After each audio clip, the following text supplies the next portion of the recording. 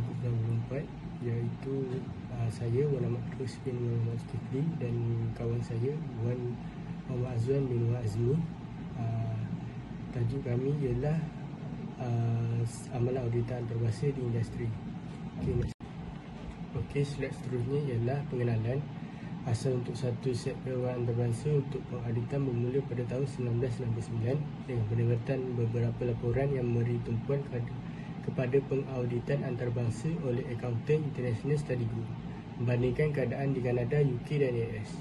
Beberapa tahun kemudian, perubahan jawatankuasa piawaian perakaunan antarabangsa pada tahun 1973 menimbulkan banyak kesaan agar badan yang sama ditubuhkan di hadapan pengauditan. Di antara banyak panggilan adalah hujah yang diteliti dengan baik dari Maurice Muniz, pengarah pendidikan perakaunan di AICPE. Dalam bukunya Piawaian Pengauditan Antarabangsa pada tahun 1928 yang menetapkan kes itu untuk satu set piawaian dan terus mengusulkan perubahan jawatankuasa piawaian pengauditan antarabangsa. Tajuk dari Muniz berguna dalam membandingkan keadaan di seluruh dunia sebelum penggunaan satu set piawaian antarabangsa dan dalam mengenapasi berbagai panggilan untuk piawaian antarabangsa pada masa itu. Pada akhir 1970-an, Majlis Persekutuan Akauntan Antarabangsa IFAC telah menubuhkan jawatankuasa amalan pengauditan antarabangsa iaitu IAPC yang akan menjadi jawatankuasa tetap Majlis IFAC dan seterusnya lembaga IFAC pada Mei 2000. Majlis IFAC telah dinamakan semula sebagai lembaga IFAC. Dan slide seterusnya. Okey, slide seterusnya ialah objektif. Objektif IAASB adalah untuk berkhidmat kepentingan awam dengan menetapkan secara bebas dan di bawahnya sendiri pihak berkuasa pengauditan berkualiti tinggi, jaminan kawalan kualiti dan yang berkaitan piawaian perkhidmatan dan dengan memudahkan penumpuan negara dan piawaian antarabangsa. Dengan itu meningkatkan kualiti dan keseragaman amalan di seluruh dunia dan memperkukuhkan keyakinan orang ramai terhadap pengauditan dan jaminan global profession. Okey, next slide. Okey, slide seterusnya ialah kepentingan. Kepentingannya ialah keyakinan pelabur adalah asas kepada operasi pasaran kewangan dunia yang cekap dan menyumbang kepada pertumbuhan dan kestabilan ekonomi di seluruh dunia. Pelabur perlu tahu bahawa kewangan maklumat di mana mereka berdasarkan keputusan peruntukan modal yang boleh kredibel dan reliable, kiranya yang boleh diharap. Dan seterusnya, pendapat audit mengenai laporan kewangan adalah penting untuk mencapai matlamat ini. Juru audit bebas memainkan peranan penting dalam meningkatkan kebolehpercayaan maklumat kewangan yang dihasilkan oleh syarikat, bukan untuk keuntungan kerajaan, agensi dan entiti lain, dengan memberikan jaminan ke atas kebolehpercayaan penyata kewangan. Manakala tanggungjawab utama untuk kualiti penyata kewangan adalah dengan pengurusan syarikat yang menghasilkan kenyataan tersebut. Juru audit luar memberikan jaminan bebas mengenai perkara itu. Okey, dan next slide.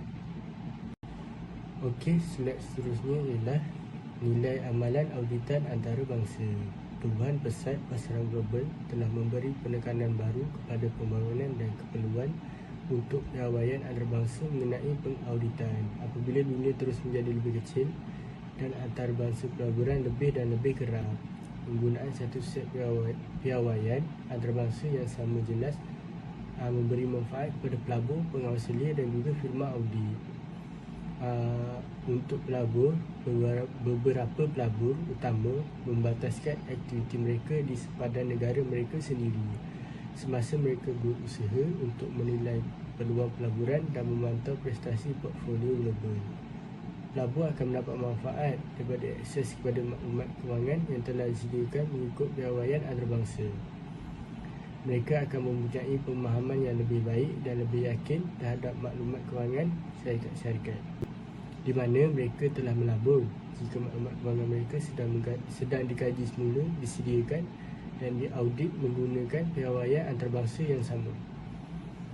Dan seterusnya, untuk pengawas selia, bagi pengawas selia antarabangsa, kelebihannya sama dengan yang dimiliki oleh pelabur, iaitu lebih mudah diterima bahawa penerbit asing memenuhi piawaian yang diperlukan jika piawaian tersebut digunakan untuk tujuan domestik dan juga untuk tujuan antarabangsa. Di samping itu, pengawal sedia yang menguatkuasakan antarabangsa, piawaian di rumah mungkin lebih mudah untuk merujuk pengawal sedia asing untuk bergantung kepada pengawal sedia rumah kerja. Dan seterusnya untuk firma audit. Bagi firma pengauditan antarabangsa, kelebihannya adalah kecekapan yang berkaitan dengan penggunaan pendekatan audit biasa dan mengetahui bahawa ia mematuhi piawaian yang relevan. Terdapat faedah untuk firma audit lain juga. Sebagai contoh, jika juru audit mempunyai pelanggan dengan anak syarikat luar negara, prosesnya mengarahkan juru audit luar negara dan bergantung kepada kerja mereka akan dipermudahkan jika piawaian biasa yang digunakan secara tempatan adalah sama dengan juru audit Indo. Kelebihan yang sama akan menjadi jelas di mana juru audit berurusan dengan anak syarikat kumpulan yang diaudit oleh firma luar negara yang lain. Okey, sekian itu sahaja daripada saya. Saya akan berikan slide seterusnya kepada rakan sekerja saya. Terima kasih.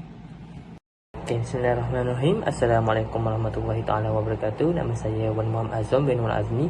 Okay, saya akan sambungkan pembatangan iaitu kriteria. Kualiti adalah ciri paling asas piawai mengundi antarabangsa. Apakah maksud kualiti dan bagaimana ia boleh dicapai? Standard kualiti harus difahami dan berdasarkan prinsip yang jelas. Mereka sepatutnya mampu menafsirkan yang konsisten. Mereka sepatutnya mampu menterjemah yang jelas. Sepatutnya boleh dikomunikasikan dan harus direka untuk mencapai audit berkualiti tinggi. Yang paling penting, mereka perlu ditubuhkan oleh badan antarabangsa yang mengikut proses wajar yang ketat dan input kepentingan awam yang ketara.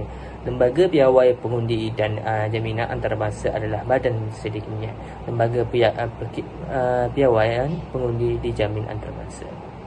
Okey, komposisi IAASB terdiri daripada pengurusi sepenuhnya 10 masa dan 17 ahli sukarelawan dari seluruh dunia yang terdiri daripada akauntan dalam amalan awam dengan pengalaman yang luas dalam bidang pengauditan dan jaminan dan perkhidmatan, serta individu yang menjadi ahli awam. Ahli-ahli IAASB dicalonkan oleh badan ahli IFAC, Jawatan Juruaudit Tradisional TAC, yang bertindak sebagai jawatan eksekutif forum firma. Okey. Mesyuarat IASB terbuka dan tulis. IASB bertemu 4 hingga 5 kali setahun di lokasi yang berbeza di seluruh dunia. Mesyuarat terbuka kepada orang ramai. Individu boleh mendaftar untuk menghadiri mesyuarat ini. Okey, selepas itu piawai pengauditan antarabangsa.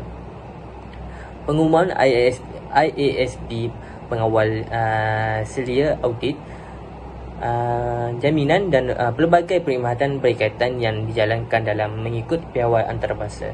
Piawai pengauditan antarabangsa ISA akan digunakan dalam audit maklumat kewangan sejarah melalui proses perundingan yang luas. IASB berusaha untuk memastikan bahawa piawai ini responsif terhadap kepentingan awan, mencerminkan realiti perniagaan dan permohonan oleh juru audit di seluruh dunia.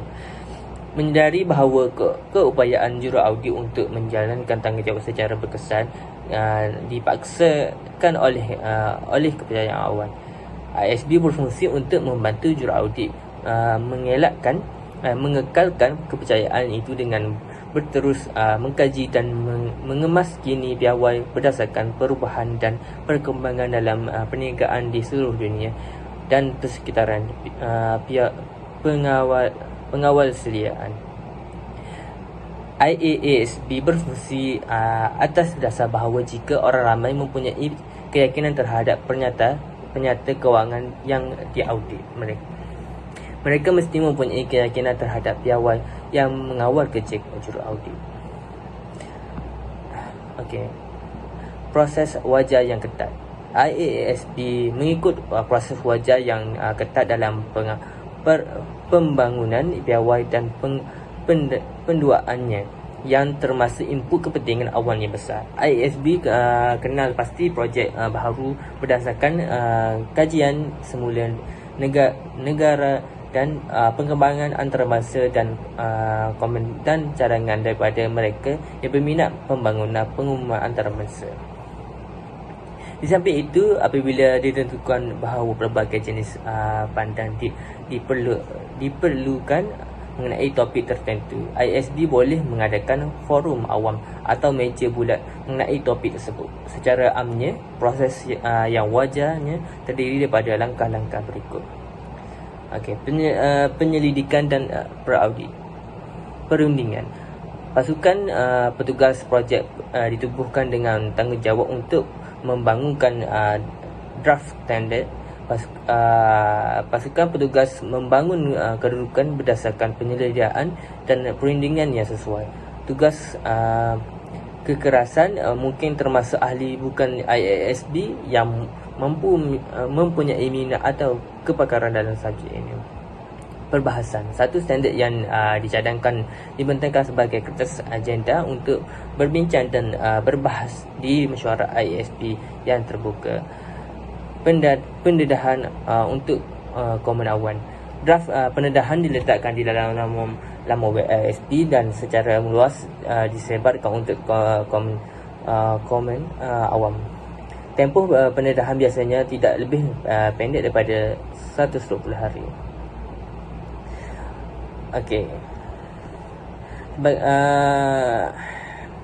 Untuk membuat kesimpulan bahawa entiti beroperasi dengan mematuhi persekitaran yang sedia dan undang-undang ataupun peraturan biasanya memerlukan kemahiran teknikal alam sekitar pakar yang juraaudit tidak boleh dijangka memiliki. Juga sama ada peristiwa atau keadaan tentu yang menarik perhatian juraaudit adalah pelanggaran undang-undang dan peraturan alam sekitar adalah penentu undang-undang yang biasanya di luar kecekapan profesional juraaudit. Itu sahaja daripada saya. Terima kasih. Assalamualaikum warahmatullahi wabarakatuh.